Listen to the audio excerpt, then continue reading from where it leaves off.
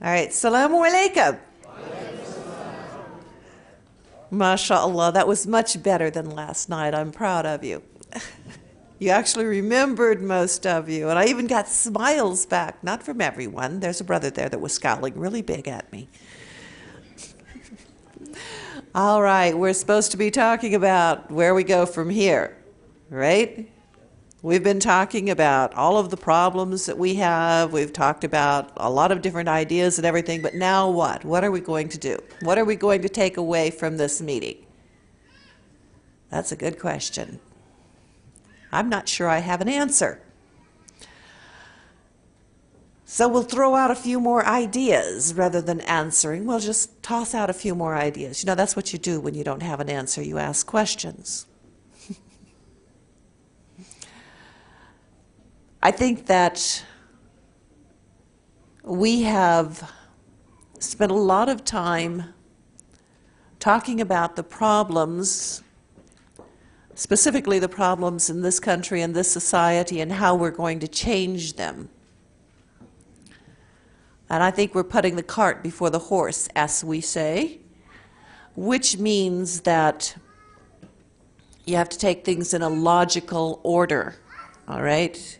We are, at this time, not in a position to be talking about changing any place else because we have to look at ourselves. I mean, we really have to look at ourselves. The brother talked a little bit about this. He touched on it. Well, I'm going to just slap it right up the side of the head for you. All right? There are many of us who are introducing ourselves as being Muslim and presenting Islam to people and presenting an idea of people and even presenting that we should change everything, that it would be in line with their thinking, when I question whether or not a lot of us even have the right to call ourselves Muslim. I do. I question whether we have that right.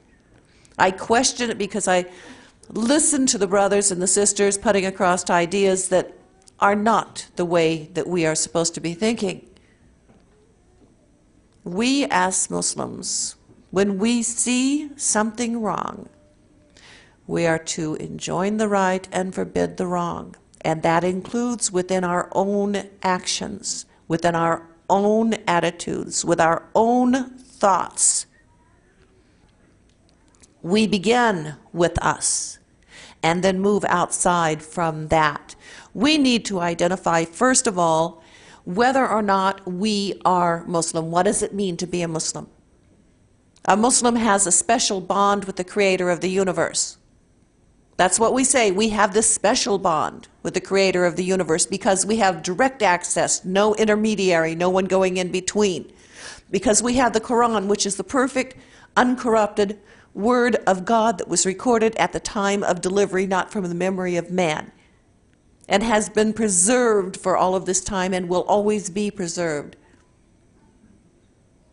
Okay, we're a step ahead because we have the messenger of Allah who was the example for us, the clarifier, the explainer. And that's supposed to set us above and beyond everybody else. But you see, it doesn't. It doesn't because we're not applying it to our own lives. We are not living Islam. We are not living Islam. We are not filled with love, compassion, and mercy. And to be a Muslim, we must be filled with love, compassion, and mercy. We must be willing to put others before ourselves. We as Muslims are still busy blaming other people for our problems, rather than taking responsibility for our inaction and for our actions.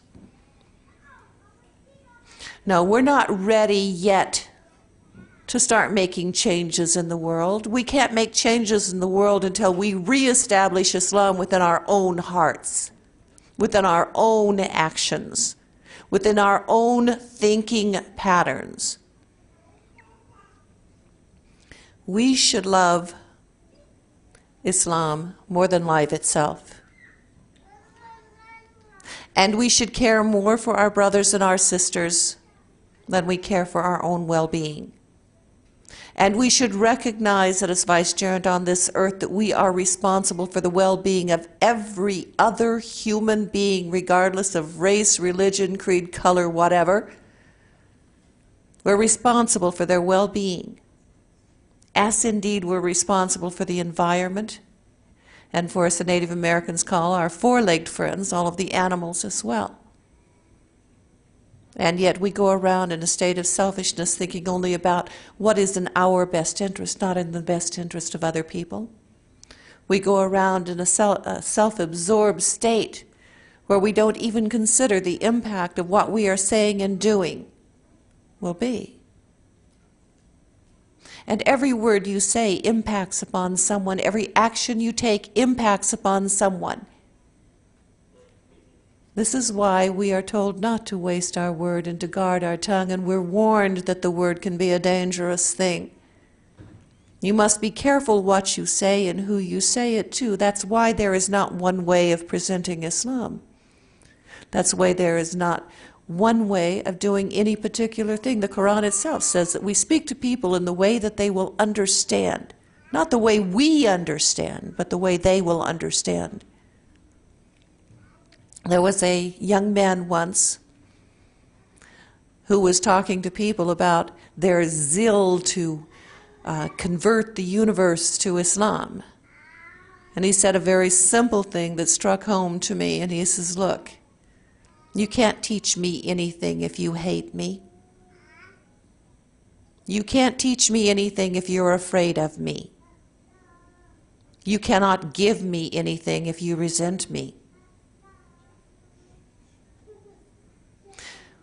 Those words were so true, because if you are afraid of a people, if you resent a people, if you dislike a people, if you do not care about a people, if you have a hate for a people, you can do nothing to change their situation.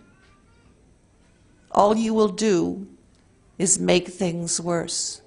So again, I question whether or not we have Islam in our hearts, whether we have Islam in our intentions.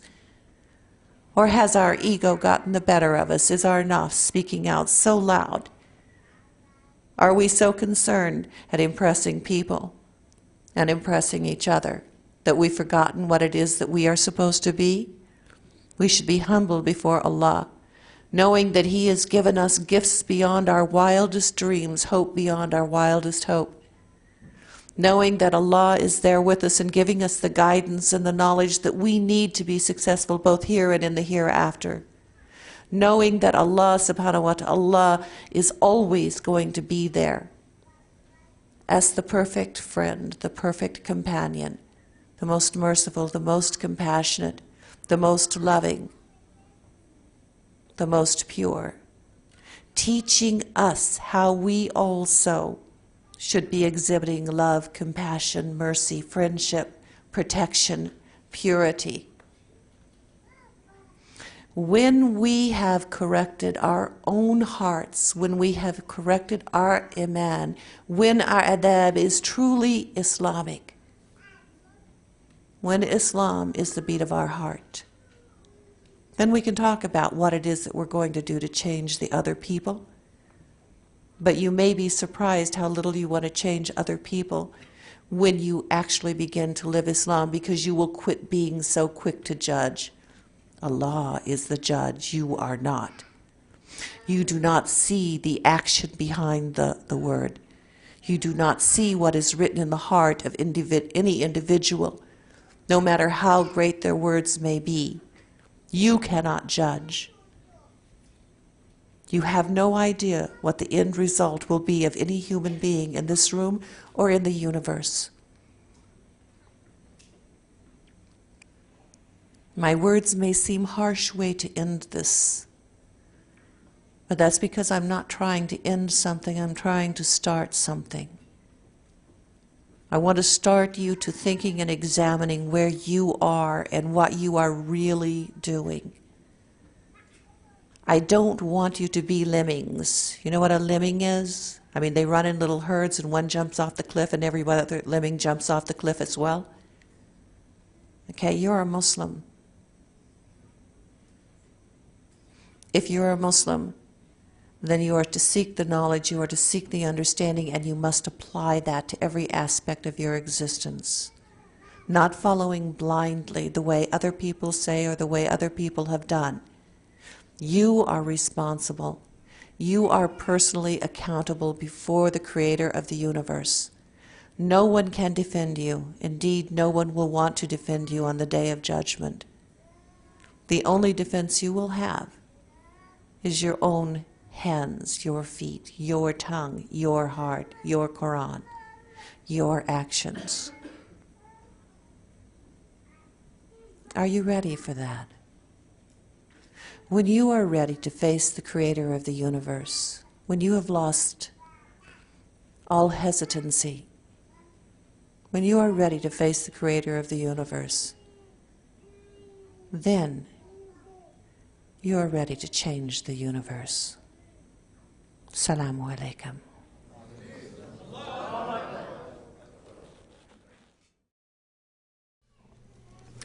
Dr. Jeffrey Lang is a professor of mathematics at the University of Kansas, and he has written 2 books on Islam in America, Struggling to Surrender, and Even Angels Ask. And he's currently writing a 3rd one.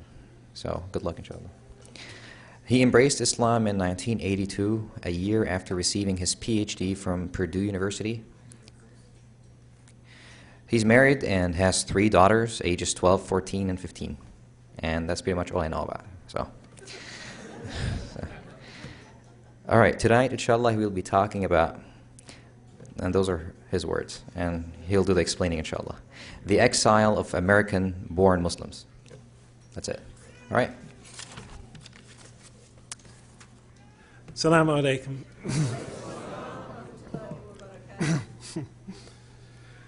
Okay, the exile of American-born Muslims. What am I going to talk about? I'll begin with a question. What is the largest group of Muslims in America? The largest group of Muslims in America? Well, of course, among the Muslims, what's the largest group?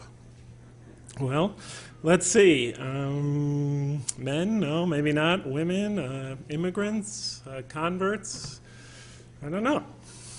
Well, let's just try to calculate that, roughly. They say that in the United States there's somewhere between, some estimates are as low as 4 million Muslims, some are as many as 8. Let's take the median between those two. Let's take 6 for our hypothesis here. Let's say there are 6 million Muslims in America right now. I think it doesn't affect the calculations all that much. But let's say there are 6. Estimates are that there is approximately 1 million of those 6 Muslims, approximately 1 million of those are converts. Okay, so we'll take the 1 million or so converts and put them on the side temporarily. That leaves 5 million other Muslims. Okay, but wait a minute, for a second, let's take those 5 million and those million and put them back together. Look at that 6 million Muslim population. Most of those Muslims are family members. They come from Muslim families. The average Muslim family has at least 3 children. Muslims seem to like to have children, so maybe 4 or 5 would be a proper average. But let's say 3, just to make it conservative. So that says in a family of 5 Muslims, we have 3 that are children. 3 that are Americans born in this society to Muslim parents.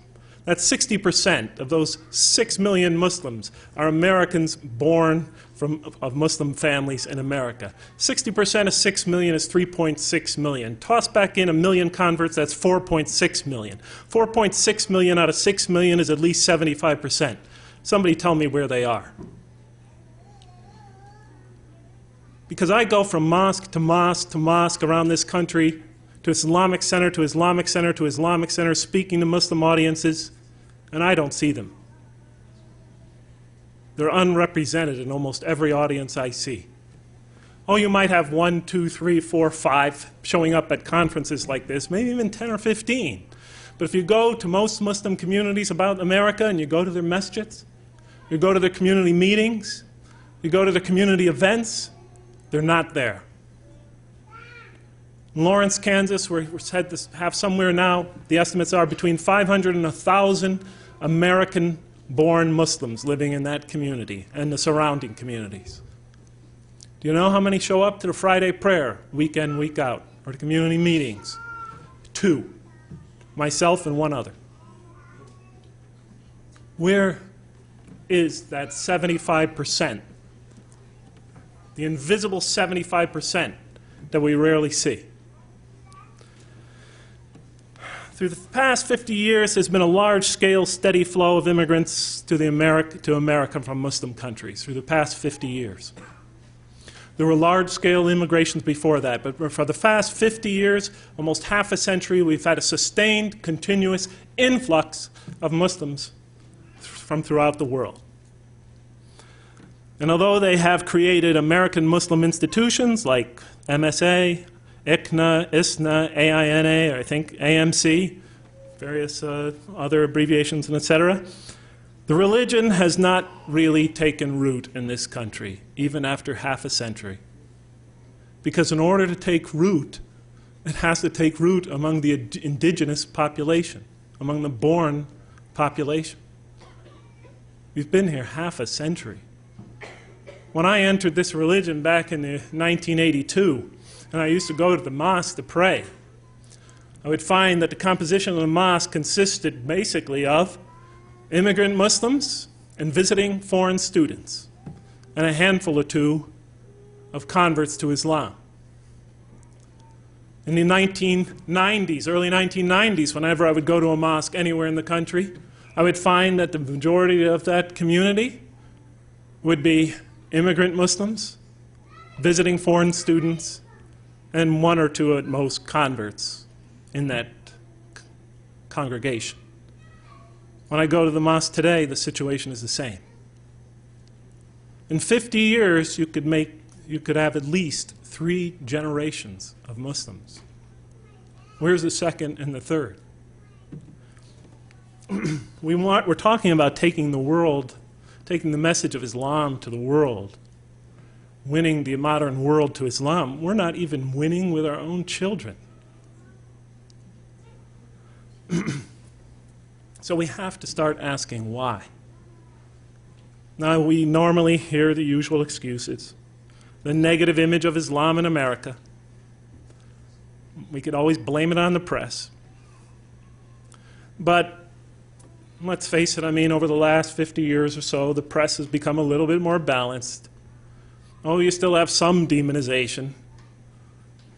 I guess they talk a lot about the Taliban and the oppression of women there, according to the American media, the destruction of the Buddhas. But that kind of stuff doesn't really affect the outlook of our children. They could toss that off as prejudice, and they usually do. Osama bin Laden is public enemy number 1, according to the U.S. government. The Soviet Union is no longer the enemy, so Osama bin Laden will have to substitute. But again, one person or the fame or disfame of one person is not going to drag our children away from the masjids, not from our communities. We have to really start thinking more serious about where have all our children gone, as the song used to say back in the 60s, where have all the children gone? Well, how can we find out? Well, we could start by asking them. But usually if we ask our children why they don't seem to have the same commitment to Islam, the same love of Islam, the same commitment to going to its institutions and participation, they're usually not going to elaborate on their reasons. Because they know that if they tell us that we will not like what they hear. I had interviewed young Muslim kids at the University of Kansas and at other universities that have no participation whatsoever in their communities. And they come to me and they tell me all the doubts they have about this religion, all the reasons why they're skeptical about it, all the problems they have with this religion. I said, did you ever talk to your parents about it? Most of them said, they always have the same story. I asked this question once, my father just belted me. Or I asked this question once, and my parents said, you're not a believer. Or I asked this one question, and they told me, if you keep on thinking like that, you're going to get out of this house. So they learned not to talk about it. just to keep it to themselves. There are some ways to tell if you actually go out and solicit their response.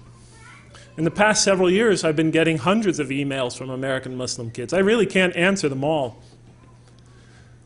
But I ask them for their reasons or their whatever problems they might like to communicate to me that they have with this religion. And you'll be quite surprised at the depth of the questions and the problems that they have. Another method, aside from soliciting information from them, another method is just go to the websites and chat rooms that they go to the various Islamic websites and the various chat rooms, and see the discussions that take place there. And record that information and start pouring through it and see what their problems and their issues are. It's quite revealing. So far, I've collected several hundred pages of data on what our children are, and converts also, because they're part of the American Muslim sector of our society, charting what they have to say about our religion and what problems they have and why they're not participating and why they're drifting away from this religion. Because half of the people that email me begin with this remark: I either think or am no longer, I either think I am or no longer am a believer. I think I'm becoming an atheist. So where have all these children gone? Well, now this is not scientific because I'm soliciting this information. This is not an objective poll. But you could guess what some of the problems are, and they're rather obvious. One of the main problems they have is a clash. They see a clash between the culture that they grow up in, the surrounding culture, the culture that helps to shape their minds, and the culture, the religious subculture, that they're asked to be a part of. This issue of culture class, of separating culture from religion, of trying to separate essential Islam from interpretations of Islam, culturally based interpretations of Islam, is a central issue among that 75% of Muslims in America, that invisible 75%. And there are many cultural issues that they bring up.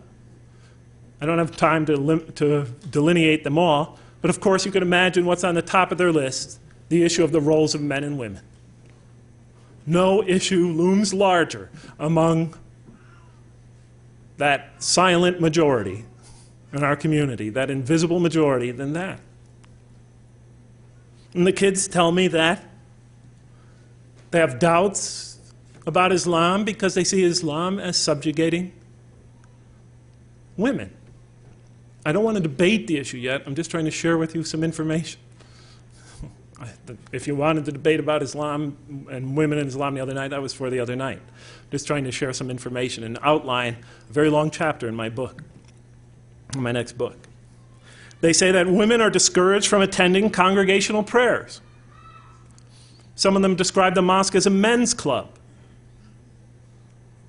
as a Young Men's Muslim Association, the YMMA, one lady wrote.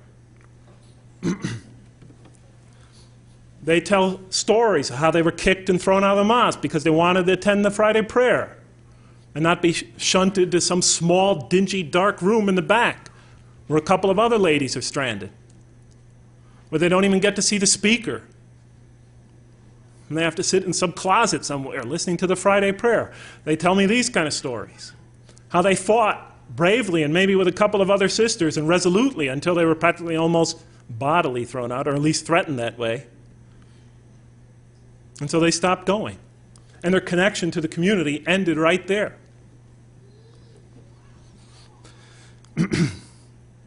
I remember when I was back in San Francisco, we had 4 young lady converts. They all converted around the same time. I have no idea why.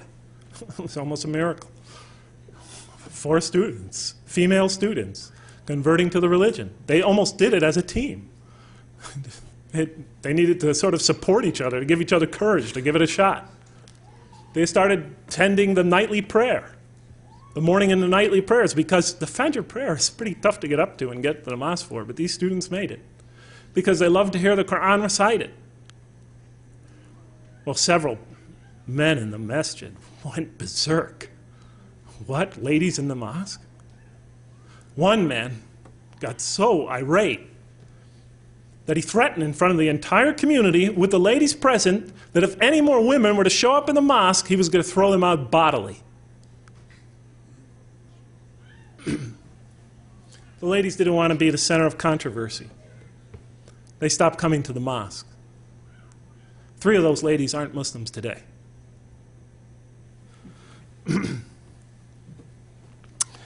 Women are denied positions of influence in our community, denied positions on boards of directors, denied representation in the community, political representation, social representation. We call that disenfranchisement, when you're not allowed to let your opinion and voice and perspective be heard.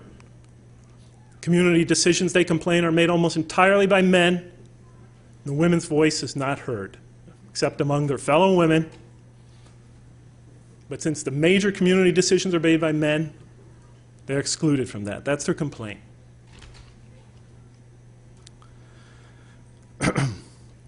Women converts, so far, have been a small exception, a slight exception to what I talked about so far. Of that 75%, there's a considerable number of lady converts to Islam that participate in their communities against great odds. Or at least that's what they say. That's what they're reporting to me. Against great odds. Because not only do these ladies feel, rightly or wrongly, just trying to help us understand why people are not coming that we would expect to be coming, why this majority is almost invisible. What they tell me is that they're treated like second-class citizens in the Muslim community. As a matter of fact, they tell me they're treated like third-class citizens in the Muslim community or fourth-class citizens.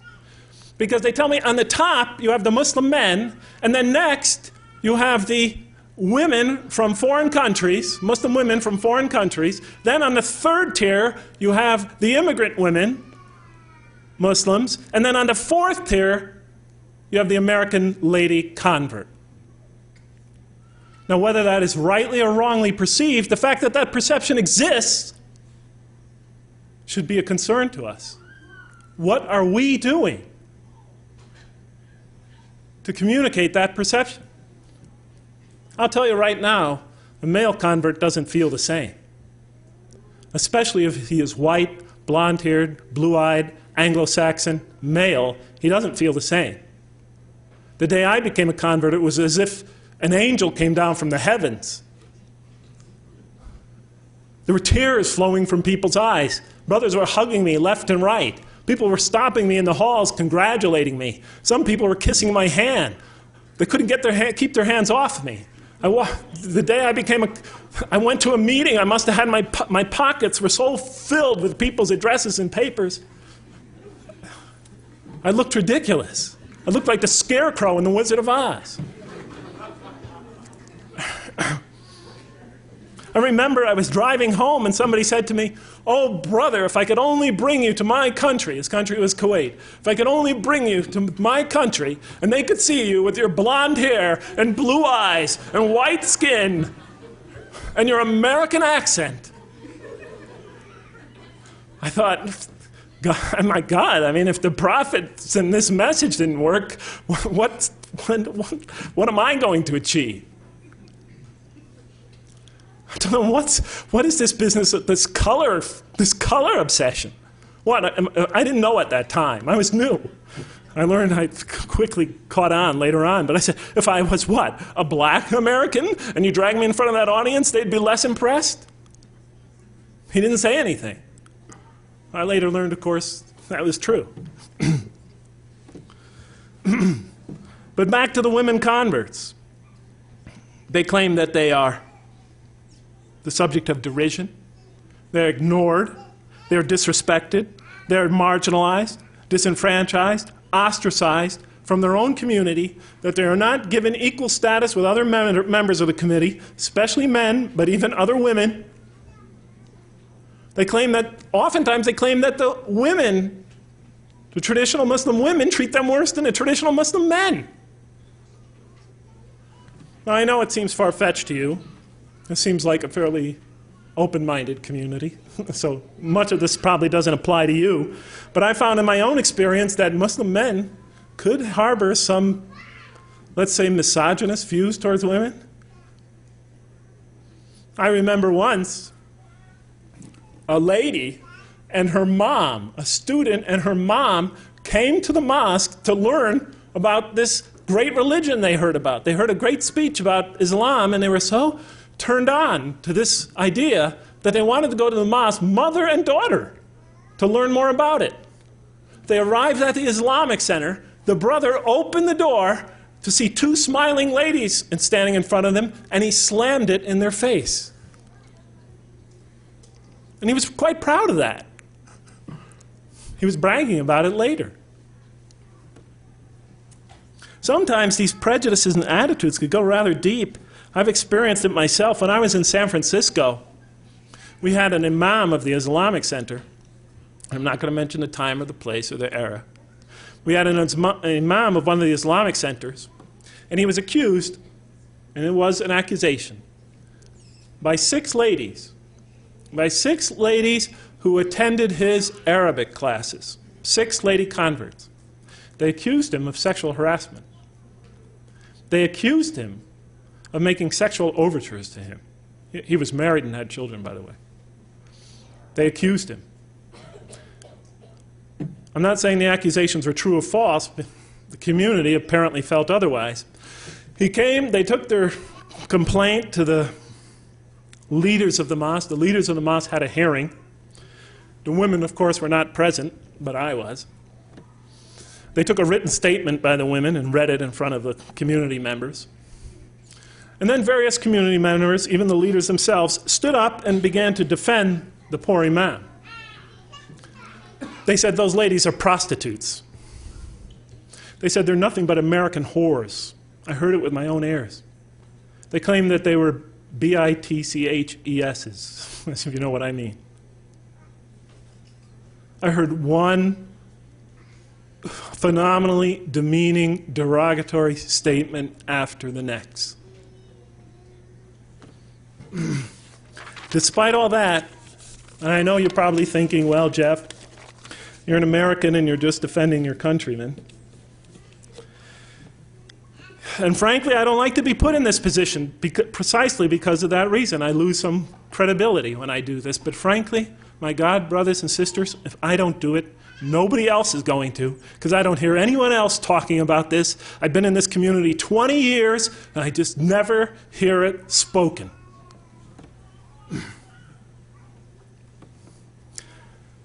No wonder our children feel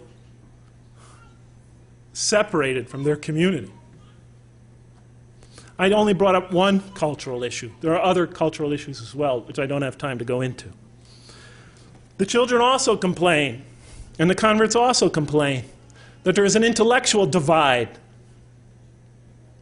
that they have to face, that they cannot seem to relate to the khutbahs, the speeches, the positions,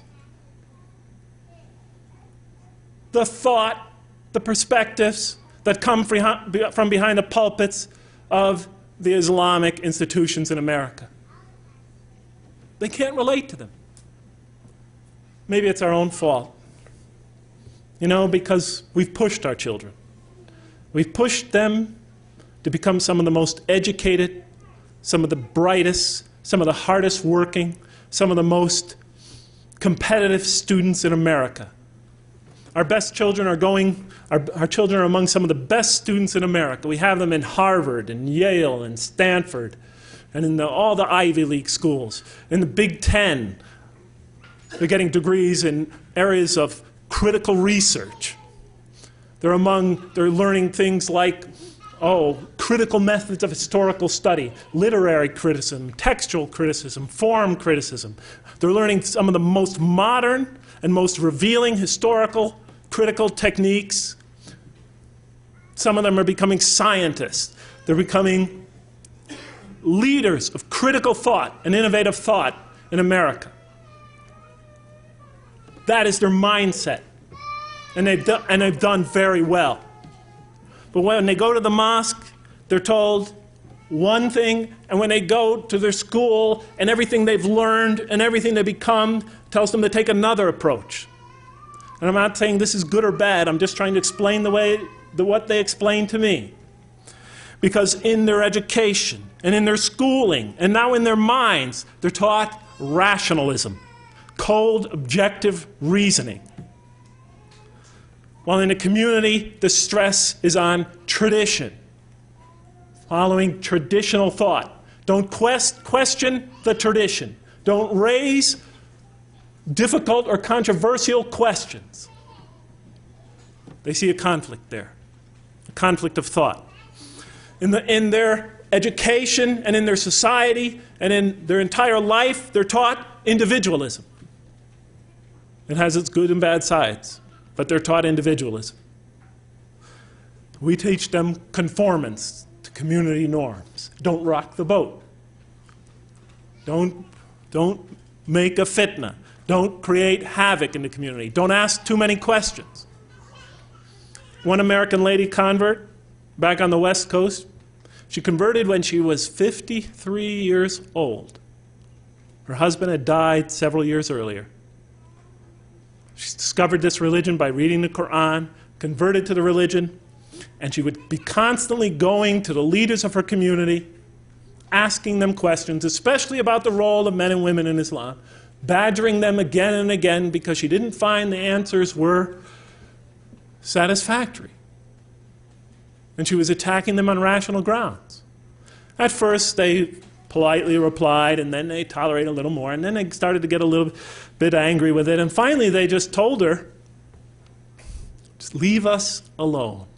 Keep your questions to yourself. You are only a convert.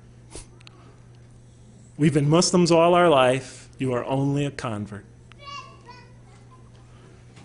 The lady had a reply. She said, so were all the companions of the Prophet, peace be upon him. Our community, the American community, teaches our children innovation, adaptation, relativism. Our community stresses the eternal and immutable. Our students are taught critical, objective research. We teach them to revere the ancient authorities. There is and they see it as a conflict. They see it as two mutually exclusive approaches that both sides are unwilling to meld, to bring together the two approaches, to seek reconciliation. Since our children, since this great 75% of Muslims, are you guys getting exhausted? I could tie this up in 1 minute. I thought you'd want, I tell you the truth, I expected you to want to throw me out of here, but okay. Since this great 75%, at least, this great 75% of invisible majority, is told that our communities are the true, practical model of Islam in America. And since they have these conflicts, intellectual conflicts with that model they see, they begin to have a difficult time seeing the relevance of Islam in their life. They start to see this as a religion that lacks relevance, perhaps is even irrelevant. And little by little, that 75% drifts farther and farther away from this community. There have been entire Muslim communities in America that have entirely disappeared from the past. Not a trace of them left. If you take away right now the immigrants and the students from the Muslims in America, the masjids and our institutions will be empty. And those masjids and institutions will be converted to some other secular uses.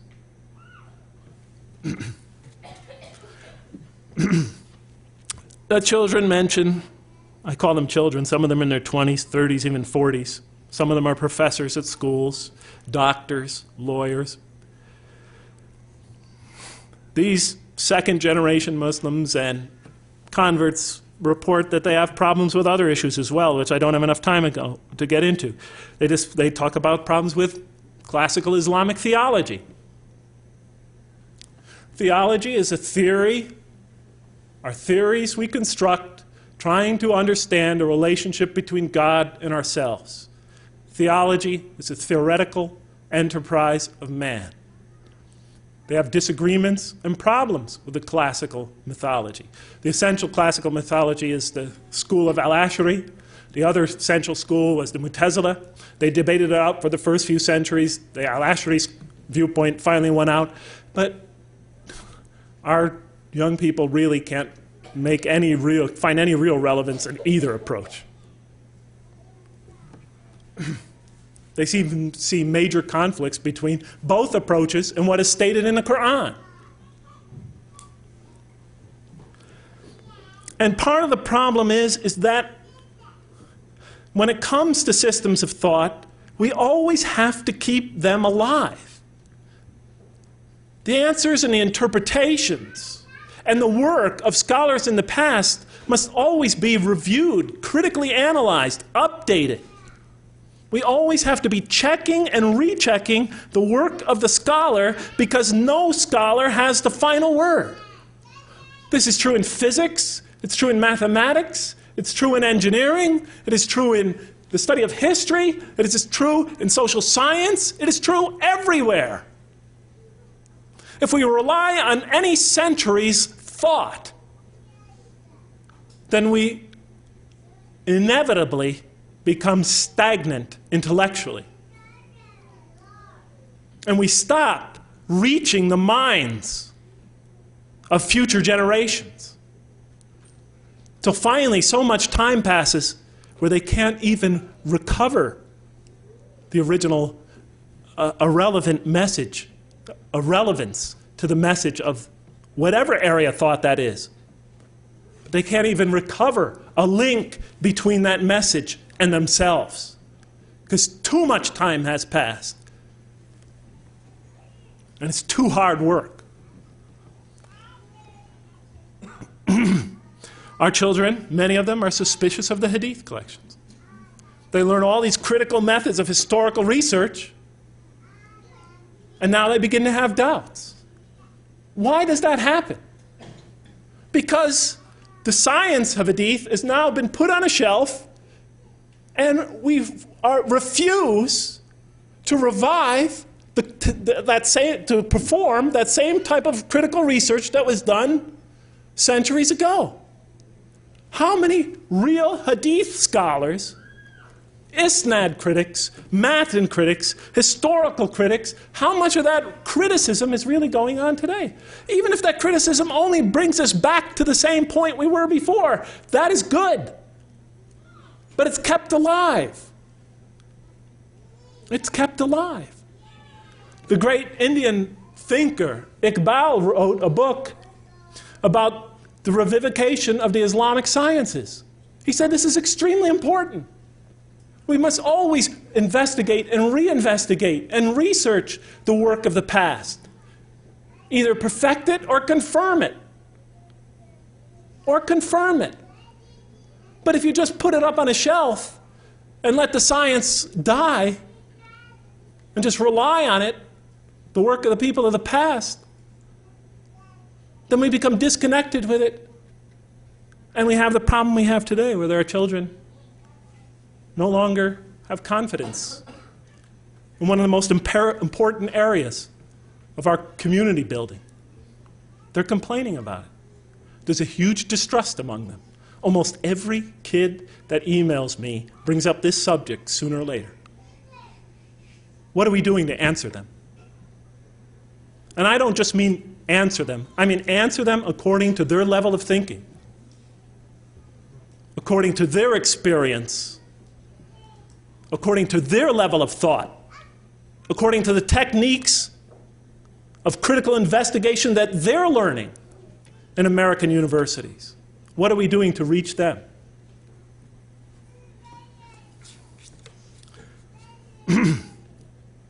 They're suspicious of Islamic law.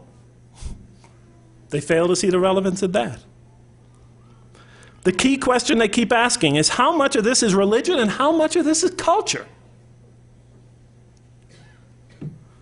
How do you separate religion from culture? They keep saying again and again. How do you tell what is essential to Islam from what is not essential? How do you know when some ideas were added to the religion, and how do you know which ones are essential and original to this faith? That's the question they're asking. We don't even allow them to ask it, and we don't prepare ourselves to answer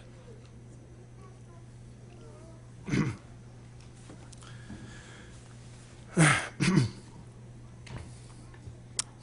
We need to create an intellectual space in this community where these issues can be discussed, researched, studied, confirmed, or revised. We need to start thinking again. We need to start researching again. We need to start critically investigating again.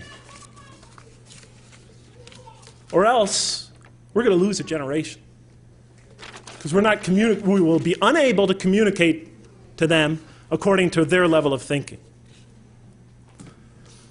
And that's why we have to allow these kids to come into this community, and when they come into this community, we have to allow them to voice their concerns, to voice their questions, to make their position known. And then we have to patiently and painstakingly and intelligently and rationally respond to them. Because as long as we fail to do that, we give them a one-way ticket outside of our community. The type of scholarship we need to revive all the great Islamic sciences. We definitely need to revive that. Especially here in America, where we are on the front lines of the confrontation. I hate to call it confrontation, but on the front lines of this confrontation between Islamic thought and Western thought. I don't see it as it has to be a confrontation, but right now it is that way. And I think one thing we have to do is get out of the bunkers. But in any case, what can we do right now? I'll take about 8 minutes of your time and try to summarize that. Like I said, one, create in our communities the intellectual space to be able to start discussing things. Discussing problems, discussing issues, discussing questions. Because right now, in our communities, we run them like one of those oppressive oligarchies that most of our communities immigrate from when they come to the United States. You know what an oligarchy is? Where you have a small group of people ruling the entire country, controlling all the thought coming in and going out, and not allowing any dissenting opinions. It seems I've been at the University of Kansas 20 years, and every time a new administration comes to power, it's always some kind of coup. And then after they come to power, anybody who disagrees with them, you no longer hear them giving a Friday prayer speech. They're not allowed to disseminate any information in the mosque. And that group controls all thought, all expression in the mosque, until another group could somehow or other manipulate the situation and get their coup. And then the whole situation keeps starting over and over again. We have to have freedom of speech and expression in our community, or at least create the space for it. And that's why I like addressing Muslim student associations, especially the American-born students there. If you can't find space to have your ideas discussed and expressed, make space. Form another association. Call it the Second Generation Movement. Call it the Second Generation Muslim Association. Call it the American Converts Association. Call it whatever you want, but create that space where you could research, learn, discuss, and live to the best of your ability this religion. Intellectually and fully. But you've got to create that intellectual space. A lot of scholarship needs to be done. I don't think I've discussed that well enough here today or made my position clear. But a lot of scholarship needs to be done in our community. And we also need to have our community become much more open, where free expression exists, and where we're tolerant of differences of opinion. But frankly, my brothers and sisters, I think that's going to be going to take too long, and it's going to come too late. Unless we suddenly radically change our whole approach to what we're trying to accomplish in America.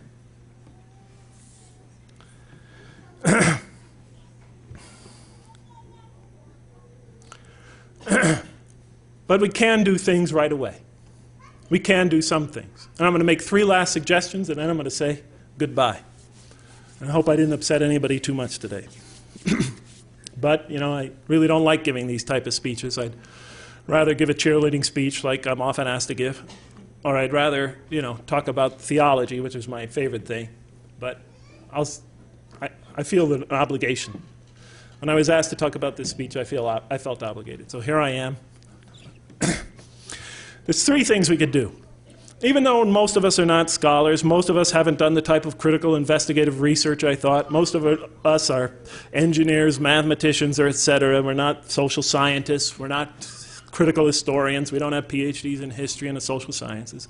Even so, we could still do some things. We could start to approach that issue of separating religion and culture by just being, as Amina said, introspective, by asking ourselves the question, what if? Are we doing something wrong?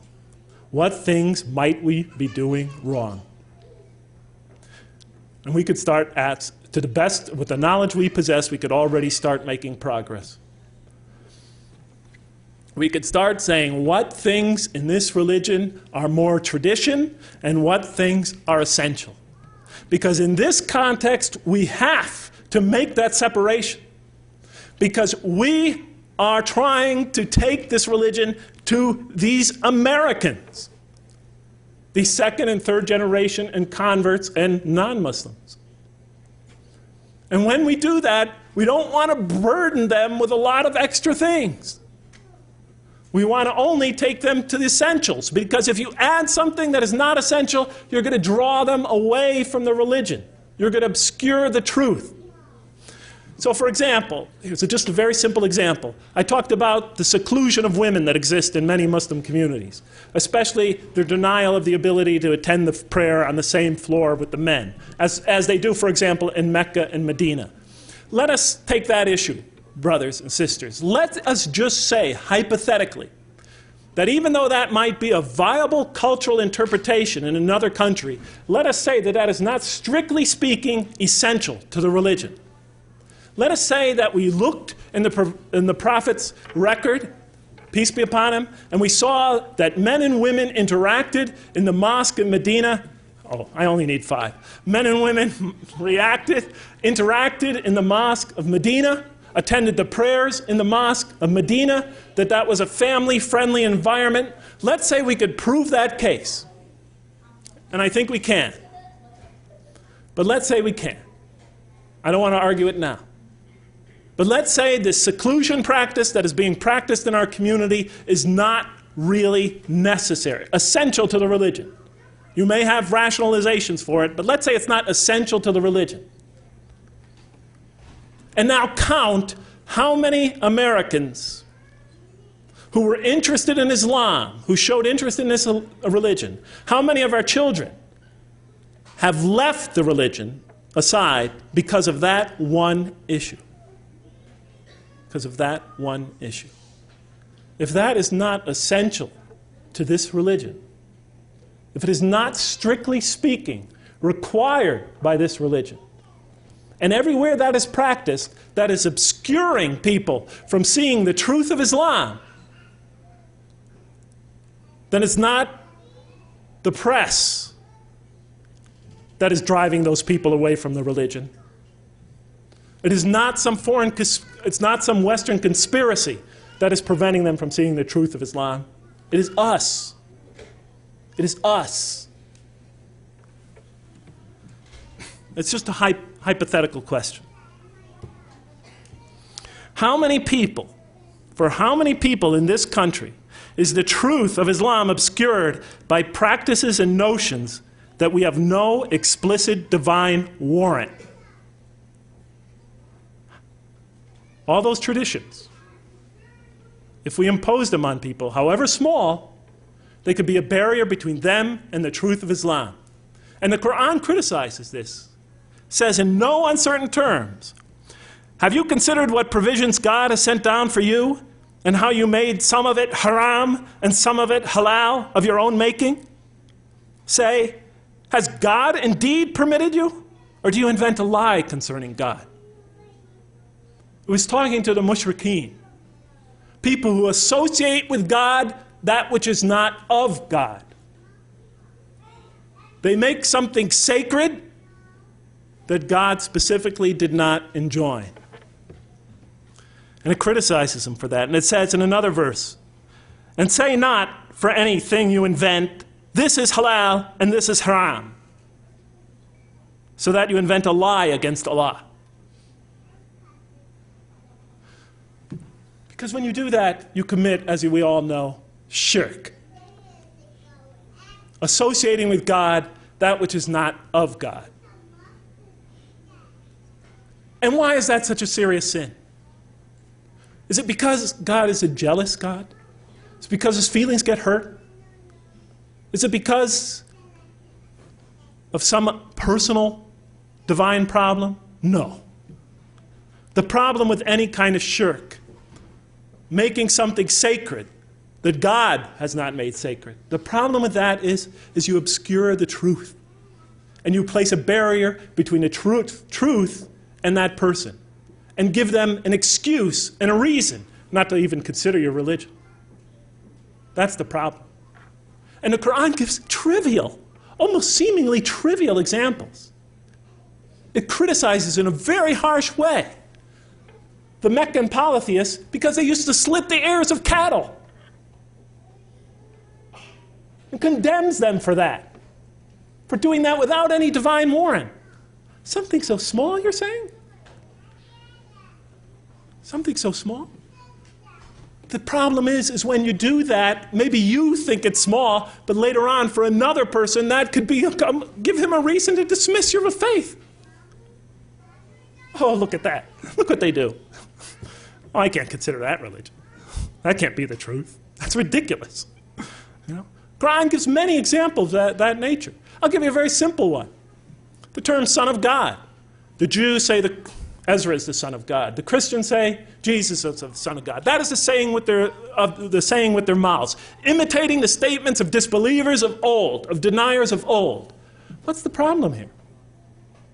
Well, in the mouth of the Jews, yes, they called Ezra the son of God. They called many other Jews the son of God. In Jewish history, in Jewish terminology, that means one who is loved by God. One who has a special relationship, a special affinity to God. It doesn't have a literal meaning. So what's the problem with using that terminology? Because what happened to it? This terminology, which had no divine warrant, no explicit divine warrant, when it came to Christianity, began to be taken literally. Jesus is the Son of God. God the Son, second person of the Trinity. Do you know there are millions, tens of millions of people in the West that are now atheists and agnostics exactly because of that? They think the statement doesn't make sense. So by just introducing a terminology like that without any divine warrant has created a huge barrier between people and realizing the relationship with God. So what else can we do? This is the last thing I want to suggest. Yes, we should be more open, create a more open, tolerant environment, invite these kids back into our communities, and be open and tolerant, and let them have their, let them air their opinions. And when I talk about kids, I'm not just talking about kids, I mean converts as well. Create a more open environment for research and discussion. Yes, we need to do that. Second, we must make every effort to separate what is essential from Islam from what is not essential to Islam. And we have to really develop some good, vigorous, critical Muslim scholarship in this country, because right now, really, brothers and sisters, I mean, let's be honest, we just really don't have any real good critical scholars in this country. I mean, come on. Most of our hadith scholars are former engineers.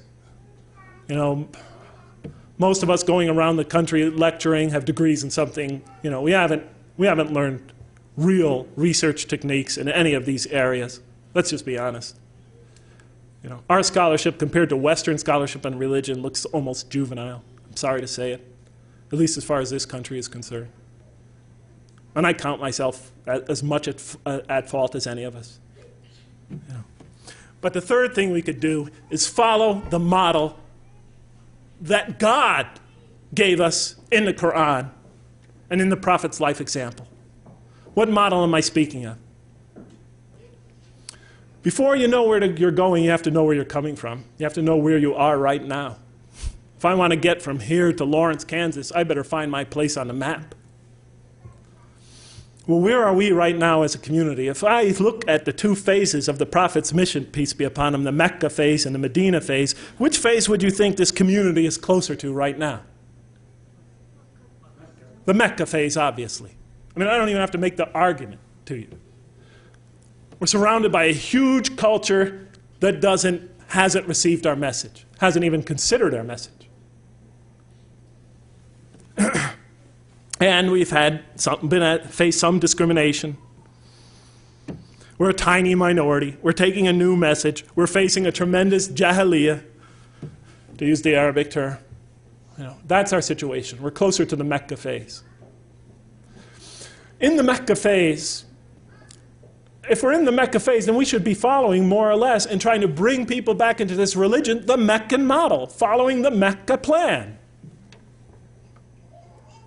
And now if we look to the Quran, we'll find that 3%, you just take all the verses in the Quran that are of a legal nature, and then count all the verses of the Quran, take the quotient, and you'll find out that about 3% of them are commands and prohibitions, divine commands and prohibitions. 97% of the Quran teaches ethics, the relationship between God and man, the purpose of life, morality, other truths as well. The history of nations in the past teaches us how to be self-critical, how to use reason and faith, the extreme importance of using reason and faith, teaches many, many major themes. You know what I was taught when I became a convert? Rules, rules, rules. If I hadn't studied this religion myself and entered this religion and all I received were rules, rules, rules, I would have left it the next day. Thank God I read the Quran first. If we're going to draw these indigenous people, our own children, that second, third, and fourth generation, those converts and non-Muslims into this religion, let us begin by following the model established by God himself through his prophet Muhammad, peace be upon him. As he once said to Mu'adh bin Jabal on his way to take the dual leadership of the community in Yemen, he said, as you all well know, he said, first teach them that there is no God but God, and that Muhammad is his messenger. And when they have fully understood that, then teach them how to pray. And when they become consistent in that, and they've developed in that fully, then teach them about fasting during Ramadan. And then once they've accomplished that, then teach them what? About paying zakat and making the hajj. And so forth and so on. He said, make things easy for people and do not make them difficult, and inform them of the glad tidings and do not repulse them. I mean, you've all heard it before. You've all heard it before. Do we practice that here? We're trying to win these kids back over to this religion. We're trying to bring a community, a people, into listening to this religion. And the first thing we do is get them in that door. We tell them, okay, you, cover your hair, you do this, give her the gold. Okay, don't do this, don't do that, don't do that. You know, I don't mind I don't mind telling the people what are the Muslim behaviors or whatever. But that's become we are obsessed with only that. I've attended Friday prayers for 20 years now in this country. And every Friday it's the same thing.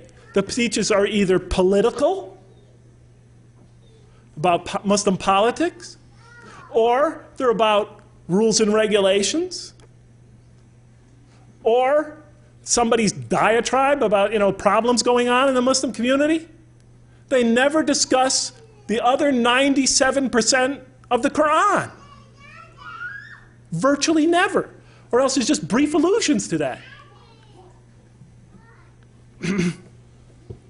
And be tolerant. When we bring people into our community, don't expect them to become Middle Easterners or Arabs or Pakistanis or Sri Lankans the next day or ever even. Give them time to grow into the religion. Give them the space to grow. Give them the room to grow. Give them the right to ask. Give them the right to question. Give them time to develop. The Quran gave them 13 years in Mecca, and then slowly but surely brought them along after that. We always put the cart before the horse. Give them time. If our kids come to our community not so modestly dressed, it's better that they come than not come at all. We have to start, if they have this or that problem, if their behavior is not perfect from our particular perspective, it's better that they come and hear the message. It's better that they work out for themselves what it is to be a Muslim in America. Because that's the generation that's going to have to take this into the future. It's better for them to be among us than not to be among us. If the Prophet and his companions adopted our approach, there'd probably be no Muslims today. How about the time the man came and he urinated in the mosque in that famous hadith report? The companions were ready to kill the guy. The report says that they already had their hands on him. How do you know? Because the report says the Prophet said, let him go. Go get some water and pour it over it. You've been sent to make things easy for people, not to make them hard. Let's follow the Mecca plan. Let's just give it a try. Do I think, because I've said this to you today, you're going to go out and try it? No way, Jose. But if some of you here care about your children, if some of you care about the people of America, want to bring them this message, then I beg you to give it a try. Establish a mosque, a halfway house, call it whatever you want. Make it so that people who feel shy to come to the regular mosque will come to that as they are, to hear the message and to pray, even though they're not perfect, even though they may have flaws that you think you see. No matter what you see, establish an institution where we could follow that Mecca plan. Am I talking to the leadership of masjids here? No, because they'll never do what I just said. Am I talking to the leaders of America? No, not at all. They have their leadership, their positions to protect. I'm talking to the parents. I'm talking to the young Muslim men and women, the few of you that are here today. I'm talking to that second generation. I'm talking to those converts. Please just do it. And the rest of the community, instead of slandering them and complaining about them and making up all sorts of strange slanders and gossip about them, just give them your support. Give them your support. Know that those people are on a mission to take this message to the greater community. I know that some of you can't tolerate that, and I understand that. And as Harry Truman used to say, you can't take that kind of environment, so if you can't stand the heat, just stay out of the kitchen. But for those people that are going to take the heat and are willing to work with real Americans and to show the patience and the tolerance and the wisdom and to carry out this plan, that Allah once carried out with the people of Mecca and spread throughout the world. For those people who are willing to engage in that, to invest the time, energy, effort, resources, to take out ads in the paper, to publicize this venture, please, at least don't stand in their way, even if you're not willing to give them your support. I had a lot of other things I had to say, but you're looking as exhausted as I feel, so thank you so much, and for at least hearing me out. And may Allah bless you, and bless you and your children, and your children's children. And Assalamu alaikum wa rahmatullah.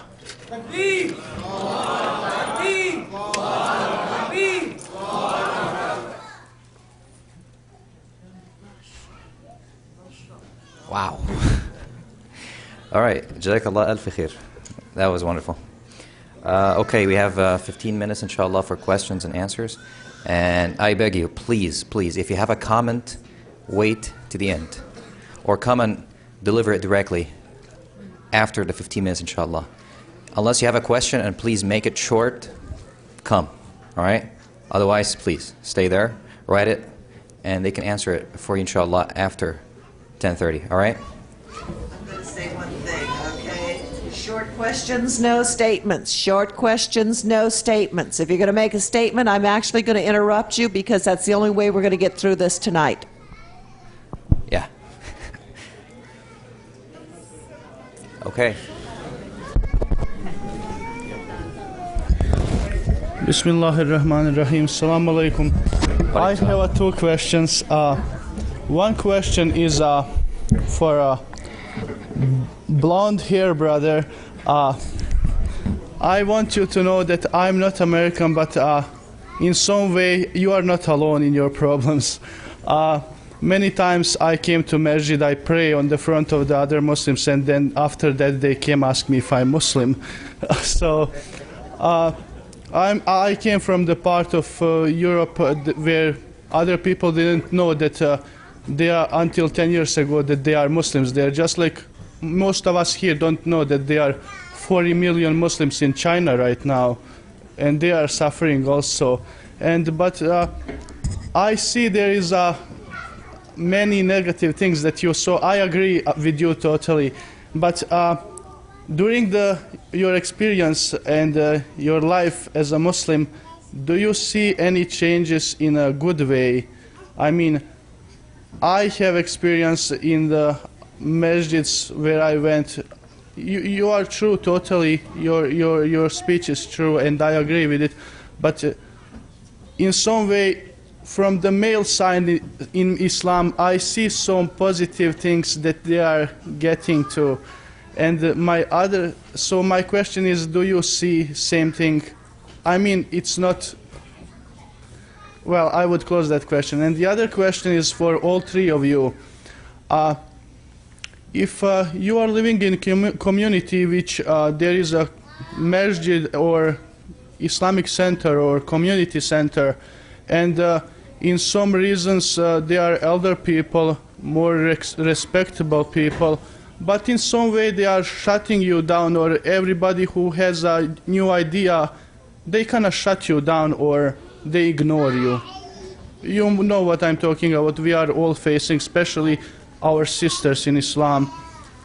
So do you think, I mean, would you approve if like if you've been long time ignored in your community, do you think that it's a good idea to separate from that community and form another new one?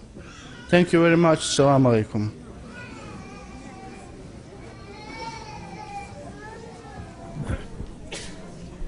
I don't mind. No, I could. I just don't want to hog the microphone. Concerning the first question, I've seen some change among in the communities over the last 20 years, but from my perspective, it's coming along too slowly because our kids are growing up. I mean, if it takes another 10 years before we, make a little more change, then we'll probably lose another generation. You know, so I mean, the clock is ticking. So, you know, I'm really asking for a radical introspection on our part is really needed. As far as the other question, I'll let these two take it. I'm sure they'll agree with me. You noticed in my speech I didn't emphasize separating yourself from the community, but establishing other ventures, other institutions that don't compete with the community, but hopefully working with the community, but maybe, you know, they will not give you your support. But, you know, a mosque that could be modeled on the Mecca plan, where you could draw people in. Hopefully it'll get the support of the community, but, you know, that venture has to be carried out no matter what. But I don't see that as an alternative community. I just see it as a part of the community that's fulfilling an essential function of our mission here in America. Bismillah ar-Rahman ar-Rahim. Well, of course the answer is no for the second question. Otherwise we're going to have a new community every day. Really? Remember we said that Allah subhanahu wa ta'ala in His plan that He's going to test you, and you're going to be faced with different people from different backgrounds. And most of the times these people, they have good intention too, but the only thing missing is just knowledge, or they're ignorant, or they're mistaught, or they need someone who can teach them and be patient with them. And that's part of the working for the path of Allah subhanahu wa ta'ala. However, there are some cases that you don't have choice, because you find yourself just losing your energy, losing your time. But those are really exceptions. You have to be very, very careful, and it's not anyone who can make those decisions. Unity in Islam, it's one of the highest things, and it's really very crucial, and we don't play with it. So if there are problems in the community, work to solve them, and ask Allah subhanahu wa ta'ala, and be patient. Be patient, and Allah subhanahu wa ta'ala will help you do that. Unless there are some really serious exceptions, then you don't have any choice. Allahu a'lam.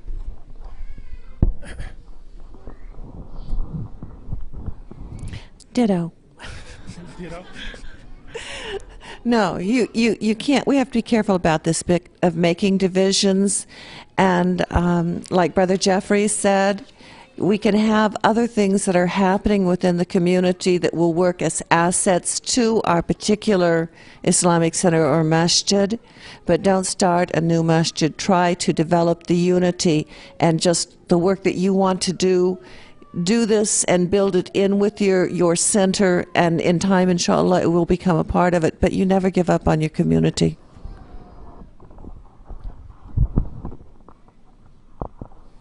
Yeah, Brother Jeffrey Lang, you made us feel very sad tonight and broke our hearts from what we heard about our brothers, how they arrogant and ignorant about Islam. And they forgot the only woman mentioned in the Quran by name is Maryam. And the Prophet Muhammad ﷺ mentioned many a hadith how to respect our woman. When he said, Ummak, thumma ummak, thumma ummak, thumma abuk. 3 mothers he mentioned the woman. And Islam will never spread in this country and in other parts of the globe if we ignore the woman. We have to raise the flag and hold it very firm, and say, respect women because they are our daughters, our wives, our sisters. This is the only way Islam will spread in this globe. Jazakallah khairan for what we mentioned today, and inshallah for my part, I will spread this word, inshallah, and I hope everyone here will do the same thing, inshallah. Jazakallah khairan, ya akhi. And you too. Okay, my question is addressed to Sister Amina. My question was addressed to Sister Amina. You gave us a lot of things to think about tonight. And my question was, let's say we check ourselves and we see that we are slightly malefficient or extremely malefficient in one of these categories. Could you give us some specific ideas on how to improve? Not just general, but kind of more specific. You know, subhanAllah, this is one of the most beautiful questions I think I've ever been asked. And I can't believe this is being asked by one so young. MashaAllah, it gives me such hope for the future. in seeing such a really astute question being asked. Thank you. As far as what we can really do to change ourselves, I find the most important thing is to come to know Allah. And I suggest this, you know, through studying the attributes and seeing how they apply. I know some of the sisters, anyway, who've been with me for the last couple of days have been hearing a lot about this in particular. But making a conscientious effort to apply what you will learn about the Creator, Allah, to yourself, and seeing how it should influence your conduct and behavior. It's really not hard to be a Muslim. It's not hard. It's easy to be a Muslim. We make it hard because we burden it with so many superficial things that other people can see. You know, how do you tie your hijab? How do you wear your hair? How long is your beard? Okay, we have all of these wonderful things that we can judge each other. Oh, he's better than he is because his beard is longer, or he wears a kufi and he doesn't wear a kufi. And oh my God, did you see that one had a necklace on yesterday?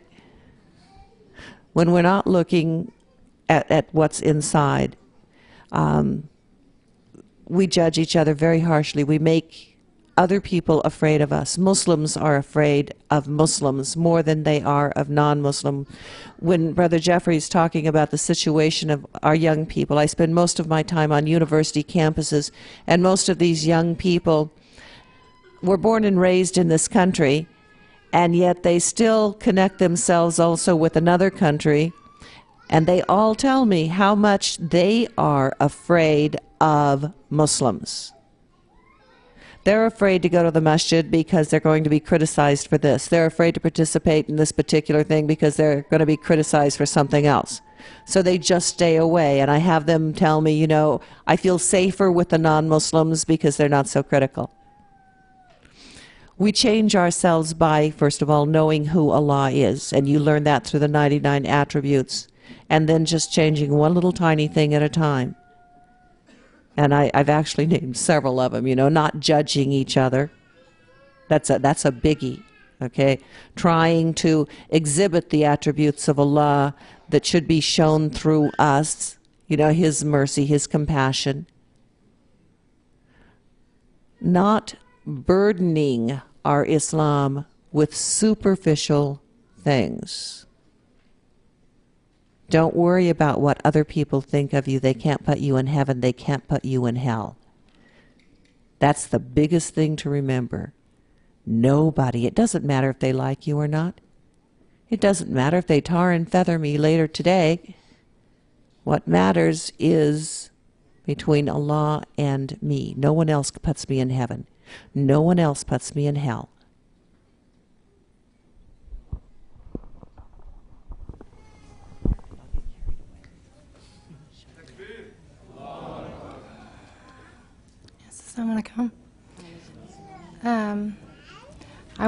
I came late, and I wanted to tell you how much I enjoyed your lecture, Jeffrey Lang, Mr. Lang.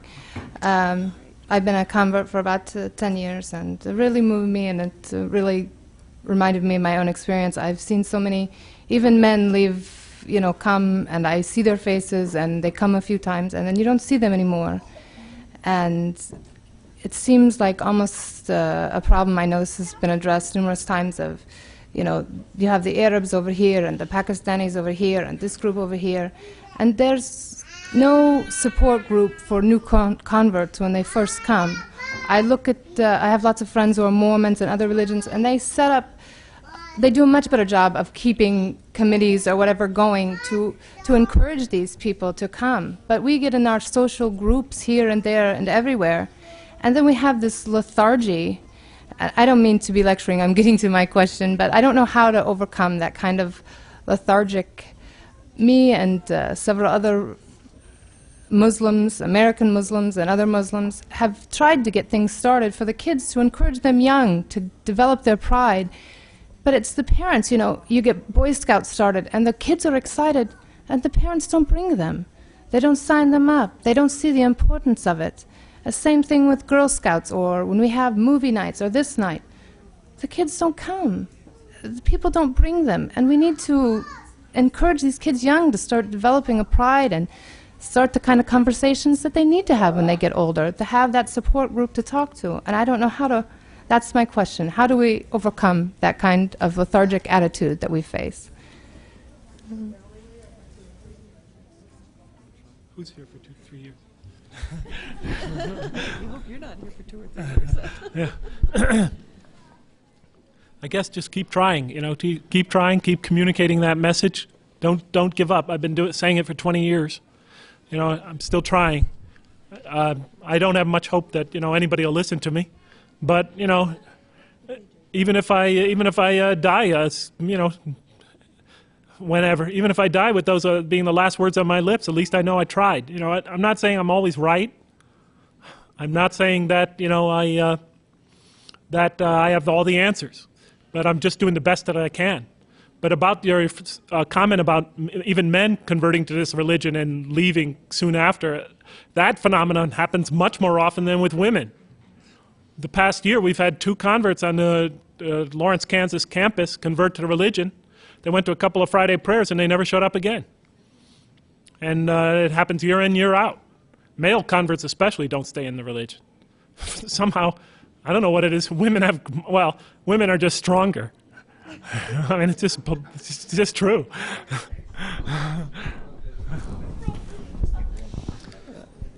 There is a hadith from the Prophet ﷺ, but before mentioning the hadith, I would like to say something, which is something for the people who reverted to Islam. You might think that once you've reverted to Islam, you're going to go to the mosque and you're going to find angels. It's like the one who gets married and he's expecting an angel, right? Really, and that's not right. That's not the way it is. You're going to go to the mosque or the Islamic center. You're going to find people practicing Islam. You're going to find maybe a lot of ignorance and misbehavior and mischaracter. And again, it's part of that test that you're going to face. And Allah subhanahu wa ta'ala is going to put you through that test to see, well, are you really getting to Islam from the door or from the window? Which one? Now let me come back to the hadith. Prophet ﷺ, كيفما تكونوا يولى عليكم. The way you are, you'll be governed. So, and when I was listening to one of the experts in whatever they call it, human science, social science research, and he said something really interesting. He said, when you choose the behavior, you choose the consequences.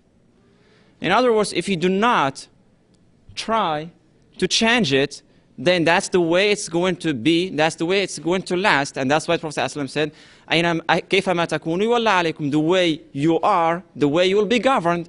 In other words, if you do not change it, that's the way it's going to stay.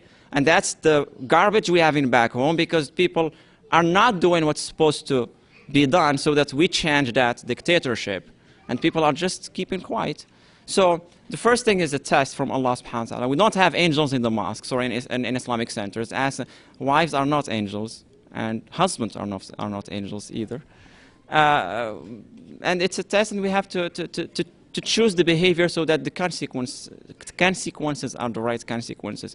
And we have to work on it. And we should work on it. And whatever you do and whatever you face, Allah subhanahu wa ta'ala is going to reward you for that. And whatever patience you have, Allah subhanahu wa ta'ala will reward you for that. It's good to tell these things to the non-Muslims and to the new revert Muslims, so that they don't get any misunderstanding what Islam is, what Muslims are, and what the practice and the real message, the difference between the two. One more question, please. I'm sorry. Assalamu alaikum wa rahmatullah. My question, Dr. Jeffrey. In a way, the 3 speeches, in my opinion, complement each other. One of the main areas you mentioned in your speech is the lack of scholars here in this country. And in my opinion, that's number 1. Lack of knowledge, you know, is one of the main reasons of too many things we see here. So, as far as I know, there are 2 universities in this country which are teaching علوم القرآن وعلوم الحديث, both Quran and Hadith. And I just want everybody here to know that they can attend that either full-time and or part-time basis. The second, which is my question to you, does it help if American kids from second or third or fourth generation, as you mentioned, will get scholarships in Muslim countries where they have highly recognized Islamic universities? You'll find that in Al-Azhar, you'll find that in Morocco, you'll find that in Tunisia. That's at least the areas I know about. So does that help? If you have those American kids will go there, memorize Quran, know about Hadith, because one of the main goals should be 10 or 15 years from now, every single imam in an Islamic center should have the knowledge. Jazakum Allah khair. Yeah, I think it could help to send our boys and girls to Islamic institutions abroad to learn from classical scholarship, the sciences. It's also important, though, that our scholars in the West also come to learn and understand and be able to utilize the modern, the latest and the latest methods, and understand the current developments in the social sciences and in historical and social science research. Are you following me? Because if they're going to reach the population that they have to work with, the population that speaks and communicates and thinks in that mode, they're going to have to master that mode as well. You see? Are you following me? So I think it's extremely important that we urge, bright young Muslims, to get education in America, in the social sciences, in religious studies, in historical studies, and then if they are gifted, they'll want to go. They'll actually want to go to the Muslim lands, because we want them to direct their, and like you said, scholarships would be extremely beneficial. Research scholarships would be extremely beneficial in this regard, because we want them to take that knowledge that they learn here, the current methods of historical and social research, and then we want to take them and learn of this great body of information, this great legacy that we've inherited from the past. We want them to study it and be able to now communicate what they learned to the Western audience. Mm-hmm. So, we want them to take from the modern, from their current environment, what knowledge needs to be gained, and we want them to apply that research capability to studying the legacy that is before them. Are you following me? Exactly. That's why I said, you need somebody who was born and raised here. That's the best case scenario. So yes. They know about the issues here, okay? Yes. And then if they go... The issues, the mode of thought, the current methods of research, because if they just communicate in a level that is foreign, in a mode of thought and in a dialectic that is foreign to this society, they will not be able to reach the audience that they want to reach. Are you following me? Yep. Yeah. Thank you. Thank you. I have to add one thing on there, okay? I promise I'll make it quick, all right? Because Brother Jeffrey brought it up and he said our boys and girls, all right? The brother only said about educating the men. The most important thing, subhanAllah, is to educate the women. The women are the first teachers of the children. If the women do not have the knowledge, the women do not have the practice, the children are going to have a very hard time having it. We concentrate so much on educating the men. It's time we concentrated on educating the women. I think Amina mostly wanted to just make that clear for the audience. But even if he did, you have to realize that when in Arabic, men is a generic term. It can include men and women. And I understood that to be the sense of what he said. So, but for the rest of the audience, just so that nobody gets the wrong idea, huh?